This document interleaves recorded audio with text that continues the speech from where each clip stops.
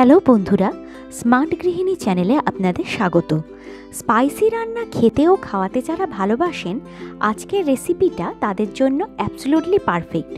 আর রোজকার রান্নার স্বাদ বদলাতেও দারুণ হিট। আজ বানাচ্ছি ব্রোকলি মশলা ফ্রাই। দেখে নিই উপকরণ।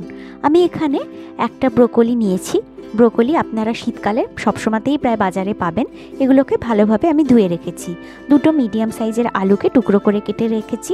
লাগছে 1 চামচ চিনি, 1 চামচ গরম মশলা গুঁড়ো, মটরশুঁটি নিয়েছি হাফ কাপ মতো, হলুদ গুঁড়ো 1 চামচ, আদা আর রসুনের পেস্ট লাগছে 2 চামচ, একটা মিডিয়াম সাইজের টমেটো, সামান্য ধনেপাতা কুচি, লাগবে সাদা তেল 3 চামচ মতো নিয়েছি, আন্দাজ মতো নুন, সয়া সস 1 চামচ, গোলমরিচের গুঁড়ো হাফ চামচ, জিরে গুঁড়ো 1 চামচ, রসুন কুচি 2-3টেকে আমি কুচিয়ে রেখেছি, একটা বড় সাইজের পেঁয়াজ, 3টে কাঁচা লঙ্কা, আর নিয়েছি একটা কাশ্মীরি কাঁচা লঙ্কা। তবে এটা ডেকোরেশনের জন্য একটু লম্বা করে কেটে রেখেছি, এটা ম্যান্ডেটরি নয়, আপনারা চাইলে স্কিপও করতে পারেন।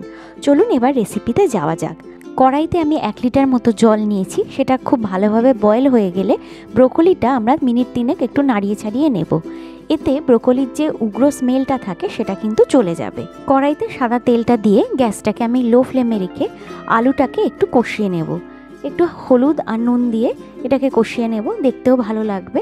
তবে এখানে আমরা সম্পূর্ণ আলুটাকে সেদ্ধ করব না, 70% মতো এটাকে আমরা কষিয়ে নেব। এজন্য আমাদের একটু ঢাকা দিতে হবে।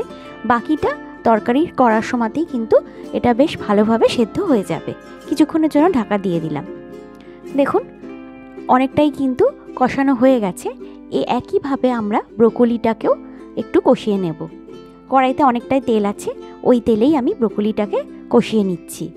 তবে আমি এটা ঢাকা দেব না, কারণ অলরেডি ব্রোকলিটা গরম জলে একটু ভাপানো আছে, আর এর কালারটা থাকবে না ঢাকা দিয়ে দিলে, আর খুব নরম হয়ে যাবে। সেজন্য আমরা ঢাকা ছাড়াই অল্প একটু নুন দিয়ে এটাকে হালকা করে কষিয়ে নিচ্ছি। ব্রোকলিটা কষানো হয়ে গেলে আমরা এবার মূল রান্নায় চলে যাব। দেখুন ব্রোকলিটা কষানো হয়ে গেছে, তেলটাও আর নেই।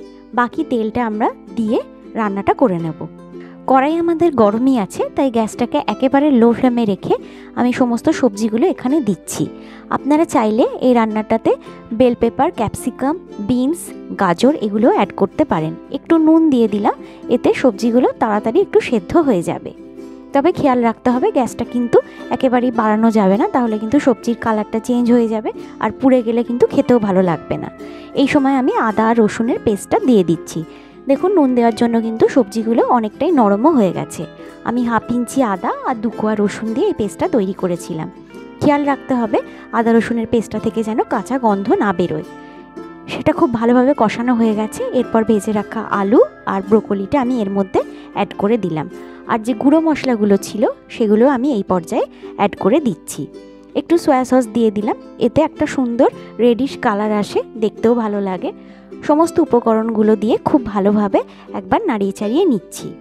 যদি দেখেন এই পর্যায়ে আলুটা সেদ্ধ হয়নি, সেই সময় আপনারা একটু ঢাকা দিতে পারেন। ব্রোকলিতে মিষ্টতার একটু কম থাকে বলে আমি অল্প একটু চিনি ইউজ করলাম। তবে আপনারা নিজেদের টেস্ট অনুযায়ী চিনিটা একটু বাড়িয়েও নিতে পারেন, অথবা স্কিপও করতে পারেন। আর একটু ঝালের জন্য দিলাম গোলমরিচের গুঁড়ো, এতে টেস্টটাও বেশ ভালো হয়। এখন আমি অল্প এটাতে একটু জল দিয়ে দেব, আর গ্যাসটাকে লো ফ্লেমে রেখে একটু এটাকে ফুটিয়ে নেব। আমি এটা মেনলি রুটি দিয়ে খাবো বলে এটাকে ড্রাই করছি, তবে আপনারা চাইলে কিন্তু এই পর্যায়ে আরও একটু জল অ্যাড করতে পারেন। আমাদের রান্না অলমোস্ট কমপ্লিট। একেবারে শেষ পর্যায়ে আমি দিয়ে দিলাম গরম মশলা গুঁড়ো, আর টেস্টের জন্য ও ফ্লেভারের জন্য একটু ওপর থেকে ধনেপাতা কুচি অ্যাড করলাম। এতে কিন্তু গন্ধটা সত্যিই খুব ভালো লাগে।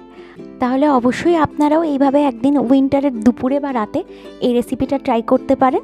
আর এটা অবশ্যই একটা হেলদি রেসিপি। আর রেসিপিটা ও ভিডিওটা ভালো লাগলে অবশ্যই লাইক, কমেন্ট, শেয়ার করবেন। চ্যানেলটা সাবস্ক্রাইব করতে ভুলবেন না। দেখা হচ্ছে পরের ভিডিওতে। ধন্যবাদ।